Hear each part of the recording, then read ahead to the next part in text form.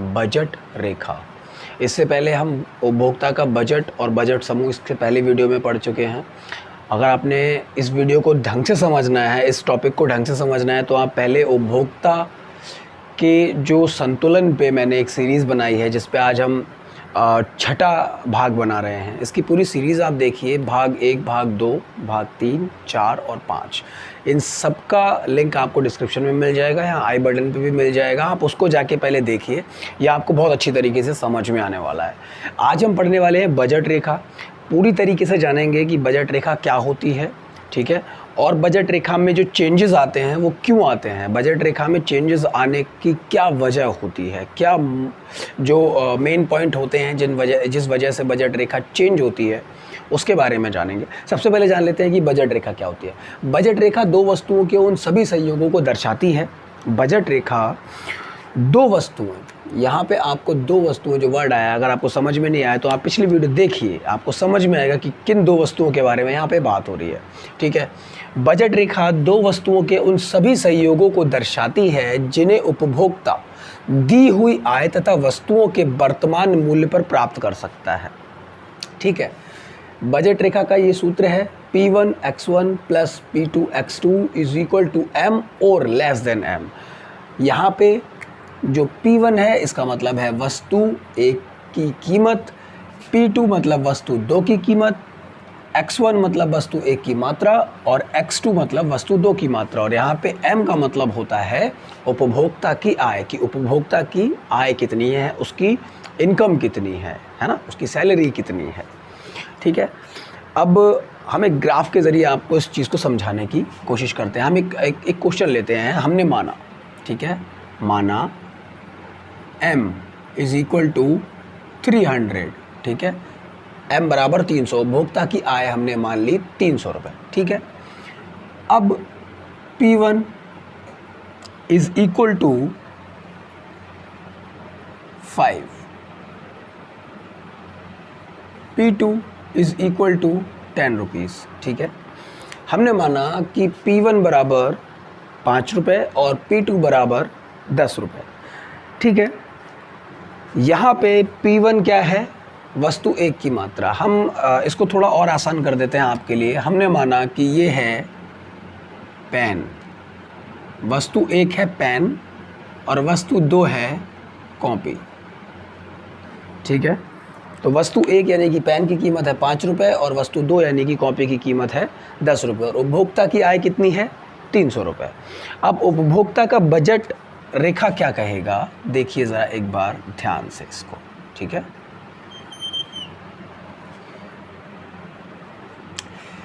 यहाँ पर हम ले लेंगे वस्तु एक P1 यानी कि वस्तु एक यहाँ पे हो गई, P2 यानी कि वस्तु दो यहाँ पे हो गई, ठीक है। वस्तु एक की हम यहाँ पे मात्राएं लिख लेंगे इस तरीके से ग्राफ में, ठीक है।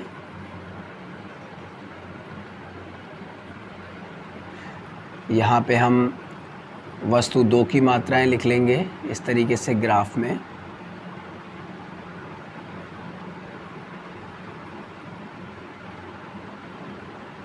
ठीक है। अब देखिए कि उपभोक्ता की जो आय है वो है 300 और यहाँ पे वस्तु एक यानी कि पेन की कीमत है 5 रुपये, वस्तु दो यानी कि कॉपी की कीमत है 10 रुपये। यहाँ पे इनकी संख्याएं लिखी हुई हैं। अब देखते हैं कि अगर उपभोक्ता, हमने माना कि उपभोक्ता जो है वो P1 यानी कि पेन की 40 इकाइयाँ खरीदता है, 40 इकाइयाँ, ठीक है। अगर वो इसकी 40 इकाइयाँ खरीदता है तो 5 रुपये के हिसाब से वो कितने की हुई, 200 रुपये की, ठीक है।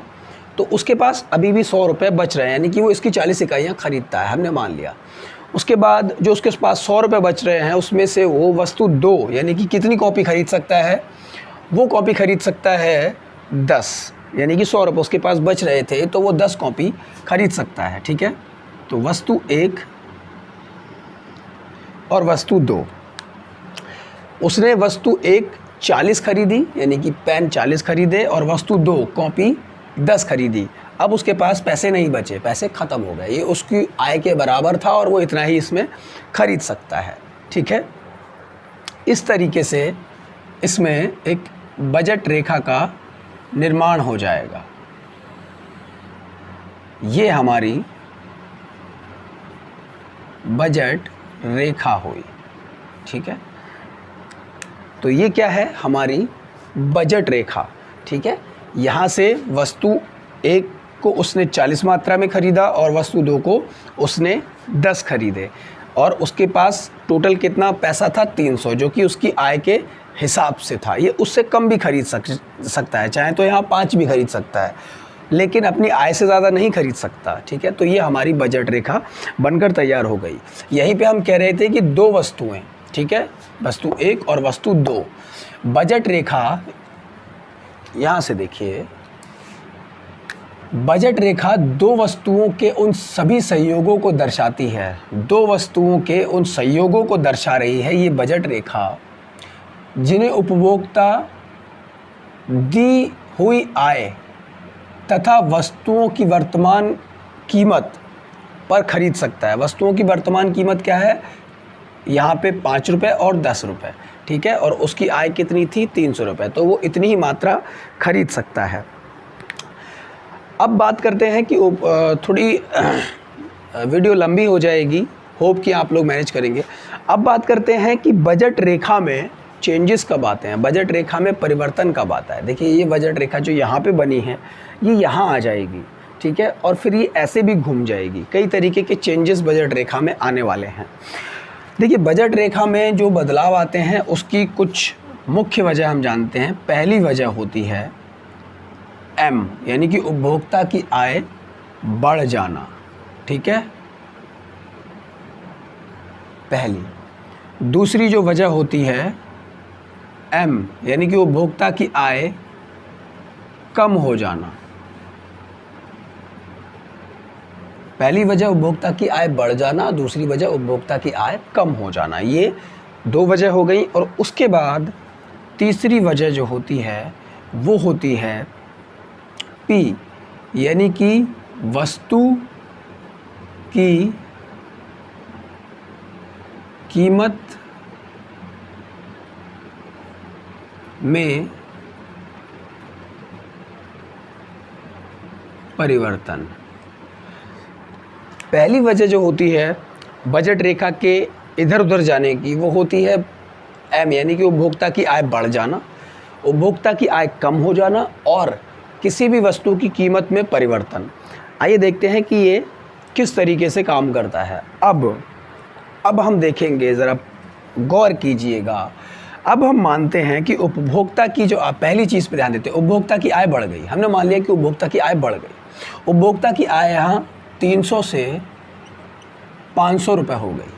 अगर उपभोक्ता की आय बढ़ेगी तो वो क्या करेगा, अगर आपकी आय बढ़ेगी तो आप क्या करेंगे, आप चीज़ों का ज़्यादा उपभोग करेंगे, आपके खर्चे बढ़ जाएंगे।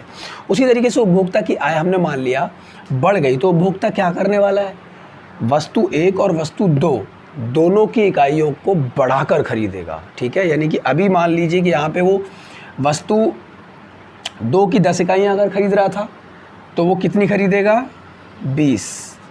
और अगर वो वस्तु 1 की 40 इकाइयाँ खरीद रहा था तो वो कितनी खरीदेगा, 50। ठीक है, इस तरीके से जब उसकी आय बढ़ेगी तो वो क्या करेगा, वो ज़्यादा उपभोग करेगा, वस्तुओं का ज़्यादा उपभोग करेगा। उसके हिसाब से होगा क्या, देखिएगी, ध्यान से देखिएगा। अब हुआ क्या, अब हुआ ये कि जो बजट रेखा यहाँ पे थी वो कहाँ चली गई, वो यहाँ पे चली गई। ये अपनी नई बजट रेखा तैयार हो गई। ठीक है, ये बजट रेखा अभी यहाँ पे थी और अब ये वहाँ चली गई। ठीक है, तो अब देखिए कि उपभोक्ता की आय जब बढ़ी तो बजट रेखा बाएं से दाईं ओर खिसक गई। पूरी बजट रेखा दाईं ओर खिसक गई। क्यों खिसक गई, क्योंकि उसकी आय बढ़ गई तो उसने वस्तु 1 की कीमत का भी ज़्यादा उपभोग किया और वस्तु 2 की कीमत को भी ज़्यादा मात्रा में खरीदा। तो बजट रेखा कहाँ चली गई, दाईं ओर चली गई। अब सेम सिचुएशन में, बिल्कुल सेम सिचुएशन में, मुझे नहीं लगता कि मुझे यहाँ बताने की इतनी ज़रूरत है, बिल्कुल सेम सिचुएशन में जब उपभोक्ता की आय यहाँ पे कम हो जाएगी, ठीक है, कम हो गई, मान लीजिए कि 500 की जगह उपभोक्ता की आय हमने 200 कर दी। अब अगर 200 हो जाएगी तो वो क्या करेगा, वस्तु 1 को भी कम खरीदेगा, ठीक है, वस्तु 2 को भी कम खरीदेगा, यहाँ पे 5 ले लेते हैं, वस्तु 1 को भी उसने कम कर दिया, वस्तु 2 को भी उसने कम कर दिया, तो उसके बाद जो नई बजट रेखा तैयार हुई वो ये वाली तैयार हो गई, ठीक है। तो देखिए कि जैसे कि उपभोक्ता की आय कम हो गई तो बजट रेखा कहाँ चली गई, बाईं ओर चली गई, खिसक गई। उपभोक्ता की आय बढ़ जाएगी तो बजट रेखा कहाँ जाएगी, दाईं ओर खिसक जाएगी। तो इस तरीके से बजट रेखा दाएं से बाईं ओर जाती है, कब, जब उपभोक्ता की आय बढ़ जाती है या फिर कम हो जाती है, ठीक है। इस चीज़ को आपने समझ लिया, उम्मीद है कि आप लोग समझ रहे होंगे। अब एक और सिचुएशन देखते हैं। एक और सिचुएशन क्या है कि वस्तु की कीमत में परिवर्तन जब हो जाएगा, वस्तु की कीमत में जब परिवर्तन हो जाएगा तब क्या सिचुएशन आएगी, उसको ज़रा देखते हैं, ठीक है। अभी उपभोक्ता की जो आय है वो हमने 500 रुपये रख ली, कोई नहीं, ठीक है, उपभोक्ता की आय हमने 500 रुपये रख ली। अब वस्तु की कीमत में परिवर्तन आ जाएगा। अभी तो हमने यहाँ पे उपभोक्ता की जो आय थी वो हमने 300 रुपये रखी थी, ठीक है, तो वो क्या कर रहा था, 40 इसकी इकाइयाँ खरीद रहा था और 10 इसकी इकाइयाँ खरीद रहा था। बजट रेखा कहाँ, यहाँ आके तैयार हो रही थी, ठीक है, ये हमारी बजट रेखा बन गई थी। अब हम मानते हैं कि यहाँ पर परिवर्तन हुआ, पी में यानी कि वस्तु की कीमत में परिवर्तन हो गया। अब हमने मान लिया कि वस्तु 1 की कीमत में परिवर्तन हो गया, जो 5 रुपये की थी वो अब 10 रुपये की हो गई साहब। अब जो पेन 5 रुपये का था वो 10 रुपये का हो गया। अब जहाँ पे वो पेन की इकाइयाँ 40 खरीद रहा था वो 30 ही खरीद पाएगा, क्यों, क्योंकि वो बढ़ गया, एकदम से बढ़ गया, ठीक है, तो यहाँ पे वो 30 खरीद पाएगा। अब जहाँ पे वो वस्तु 2 की कीमत में कोई परिवर्तन नहीं आया, बिल्कुल नहीं आया, ठीक है, वस्तु 2 की कीमत में किसी तरीके का कोई परिवर्तन नहीं आया, ठीक है। तो अब यहाँ से देखेंगे हम कि बजट रेखा जो है वो यहाँ से आएगी और घूम जाएगी। देखिए पहली जो बजट रेखा थी वो यहाँ पे थी, ठीक है, और दूसरी कहाँ पे आ गई, यहाँ पे आ गई। ठीक उसी तरीके से बजट रेखा में घुमाव और परिवर्तन होते रहेंगे। वस्तु 1 की कीमत में अगर परिवर्तन आता है, ठीक है, तो बजट रेखा उस तरफ से घूम जाएगी। वस्तु 2 की कीमत में परिवर्तन आता है तो बजट रेखा उस तरफ से घूम जाएगी। अगर उपभोक्ता की आय में परिवर्तन आता है तो बजट रेखा उस तरफ से घूम जाएगी, ठीक है। अब हम इस टॉपिक को ज़रा एक बार फिर से दोहराते हैं कि बजट रेखा 2 वस्तुओं के उन सभी संयोगों को दर्शाती है जिन्हें उपभोक्ता दी हुई आय तथा वस्तुओं के वर्तमान मूल्य पर खरीद सकता है। तो इस तरीके से नई बजट रेखा बनकर तैयार हो गई, ठीक है। तो ये देखेंगे कि बजट रेखा घूम गई, शिफ्ट हो गई। अब हम मानेंगे कि वस्तु 2 की कीमत में भी परिवर्तन आ गया, ये हो गई अब 5 रुपये की, ठीक है। ये कॉपी यानी वस्तु 2 की जो कीमत थी वो अब हो गई 5 रुपये, घट गई। अब क्या होगा, तो अब यहाँ पे वो क्या कर सकता है, अब वो वस्तु 2 की जब कीमत घट गई तो वो क्या करेगा, वस्तु 2 की मात्रा को बढ़ा देगा, वो 20 कर देगा, ठीक है। अब यहाँ से हमारी नई बजट रेखा तैयार हो गई, घूम गई बजट रेखा, ठीक है। यही खेल होता है बजट रेखा का कि किस तरीके से वस्तु की कीमत में परिवर्तन की वजह से उसमें घुमाव हो जाता है, ठीक है। किस तरीके से उपभोक्ता की आय बढ़ने पर वो दाईं ओर चली जाती है, उपभोक्ता की आय घटने पर वो बाईं ओर चली जाती है। यही सारा खेल है बजट रेखा का, ठीक है। होप कि आप लोगों को समझ में आया होगा। अगर नहीं आया तो आप मुझे कमेंट करके बताइएगा, जिस टॉपिक पे भी आपको वीडियो चाहिए बताइएगा। बहुत अच्छा लगता है आप लोगों के कमेंट्स आते हैं जब आप लोग लाइक करते हैं, एक सब्सक्राइब जब आता है, एक सब्सक्राइब जब भी बढ़ता है बहुत खुशी होती है अंदर से। इतने सारे सब्सक्राइबर आप लोगों ने मुझे दिए, मैंने कभी सपने में नहीं सोचा था। तो उम्मीद है कि आप लोगों को समझ में आई होगी। अगर नहीं समझ में आई तो मुझे बताइएगा, ठीक है। अब जो हमारा नेक्स्ट टारगेट है वो है मांग की लोच। मांग के ऊपर बहुत सारे लोगों ने कहा था मुझसे वीडियो बनाने के लिए, तो हमारा जो अगला सीरीज शुरू होने वाला है वो मांग पर शुरू होने वाला है। मांग की लोच, मांग की कीमत, लोच ये क्या होती है, ठीक है, कितने तरीके की होती है, इस सब के बारे में हम, इलेक्ट्रिसिटी ऑफ डिमांड के बारे में हम बात करने वाले हैं अपनी अगली सीरीज़ में, ठीक है। तो इसको आप नोट्स बना लीजिए, इसी तरीके से इसको फॉलो कीजिए। और अभी तक अगर आपने चैनल सब्सक्राइब नहीं किया है तो प्लीज़, किस बात की देर है, वो रेड वाला जो बटन है उसको क्लिक करो, उसको ब्लैक कर दो और सब्सक्राइब कर लो हमारे चैनल को। बेल आइकन भी होता है उधर बगल में, उसको भी आप दबा दें ताकि जैसी वीडियो आए आपको पता लग जाए, सबसे पहले आपको पता लगे। तो इसके नोट्स बना लीजिए। मिलते हैं अगली वीडियो में। Good bye.